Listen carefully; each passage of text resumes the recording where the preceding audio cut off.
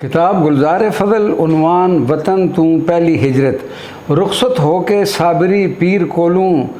टुर पे तरफ उस मुल्क पुठवार साईं अव्वल विच मंजिल रलिया एक मुल्ला पुछे हजरत थी कर गुफ्तार साईं आयूं किस तरफों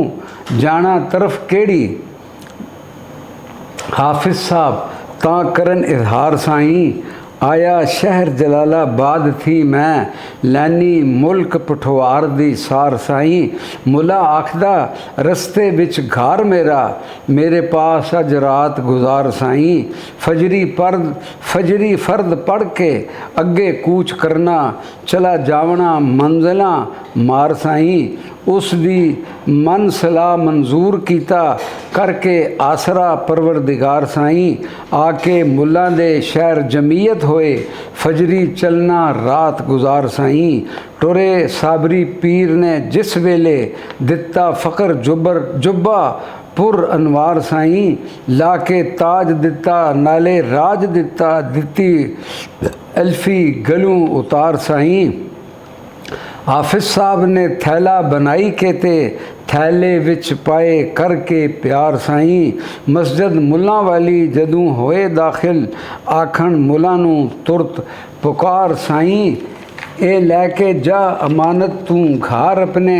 ए है चीज़ वड्डी अदबदार साईं मुल्ला आखिया थैले विच क्या तोहफा तुसां दसना करके इजहार साईं हाफिज साहब ने फिर जवाब दिता अल्फई टोपी थैले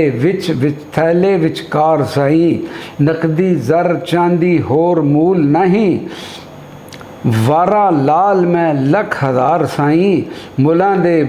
बोसे थैले पाक ताईं उथों लैके कच्छा मार साईं आके टंग दिता किली नाल उसने जगह ठीक उच्ची अंदर वार साईं जदों मुल्ला ते उसदा टब्बर सुता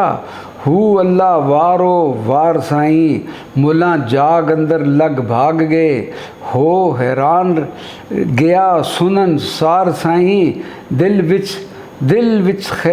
विच करे ख्याल करामतां थी देसा नहीं ते करसा इनकार साईं जदूं फजर दे फर्द अदा कीते हाफिज साहब फरमान पुकार साईं।